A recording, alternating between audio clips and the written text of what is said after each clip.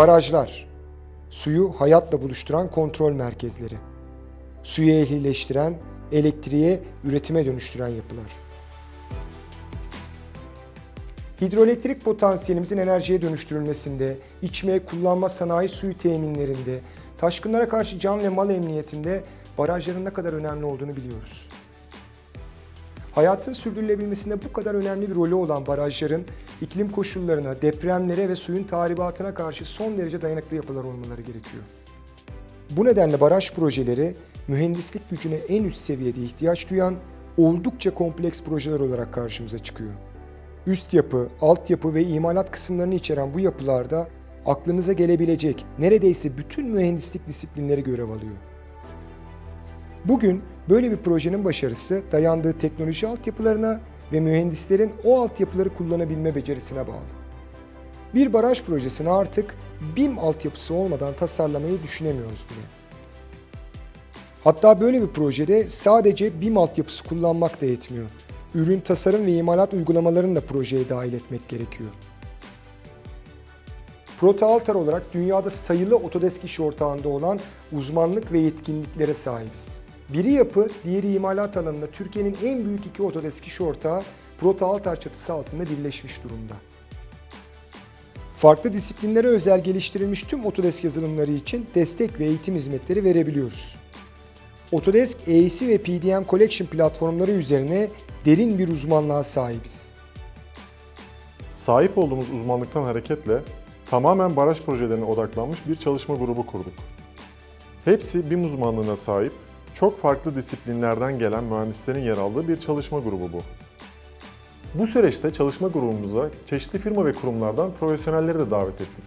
Kullandıkları mevcut iş akışlarında eksik buldukları konuları da dinledik. Projenin bazı safhalarında başka yazılımlara ihtiyaç duyduklarını, bu sebeple ek maliyet ve entegrasyon problemleri oluştuğunu gördük. Başka bir problem de mükerrer modellerin oluşmasıydı. Altyapı, üst yapı ve imalat disiplinlerinin her biri kendi bağımsız modellerini tasarlayabiliyordu. Tüm disiplinleri kapsayan, uçtan uca bir BİM anlayışının benimsenmesine ihtiyaç vardı. Autodesk'in gelişmiş araçlarıyla birçok yazılım arasında doğrudan ham verinin kullanılabilmesini sağladık. Baraj projelendirme iş akışını Dynamo kodlarıyla çok daha bütüncül ve gelişmiş bir hale getirdik. Altyapıda kullanılan modelin üst yapı modeline entegrasyonu sırasında yapılan bazı manuel işlere BİM danışmanlık ekibimizin yazdığı Dynamo kodlarıyla dinamik bir yapı kazandırdık. Bu sayede Civil 3D'den alınan modelin Revit'e rahatlıkla ham veri olarak atılabilmesi ve yapım tekniğine göre bölümlenmesi mümkün oldu. Böylece Civil 3D'de yapılacak her değişimin Revit'teki modele de eş zamanlı olarak yansıması sağlandı. Bu tip iş akışlarında aslında biri inşaat, diğeri üretim olan iki farklı alan için önerilen Autodesk AEC Collection ve PDM Collection platformları arasında harika bir veri alışverişi yapılabildiğini görüyoruz. Örneğin, kullanımı kolay bir ürün tasarım yazılımı olan Inventor sayesinde bazı baraj elemanları için tasarımcının farklı opsiyonları seçebileceği parametrik kütüphaneler oluşturulabiliyor. Sonuç olarak tamamen baraj projelerine odaklı, Autodesk yazılımları dışında hiçbir ürüne gerek duymayan, AEC Collection içindeki güçlü araçların en verimli şekilde kullanıldığı çok daha kapsamlı bir iş akışı oluşturduk. Autodesk'in yetkili eğitim merkezi olarak barajlar için bağlantılı iş akışında kullandığımız tüm yazılım ve eklentilerin eğitimini temel ve ileri seviyelerde verebiliyoruz.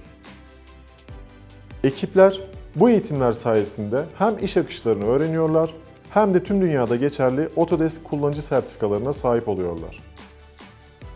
Ayrıca projenin ihtiyaçlarına göre Civil 3D tip kesitleri, Revit Family ve Inventor model kütüphanelerinin oluşturulmasına yönelik hizmetler de veriyoruz. Bizler bağlantılı iş akışı modellerini geliştirerek bu platformdaki en verimli çalışma senaryolarını sizin için ürettik. Baraj projelerinde çalışan sizlere danışmanlık yapabilecek şekilde altyapımızı oluşturduk. Geleceğin iş yapış anlayışının daha hızlı, kesintisiz ve güçlü işbirliklerine dayanacağı konusunda hiçbir şüphe yok. Ve biz de Proto-Altar olarak projelendirme sürecinizin her aşamasında hızlı, kesintisiz ve güçlü bir işbirliği için hazırız.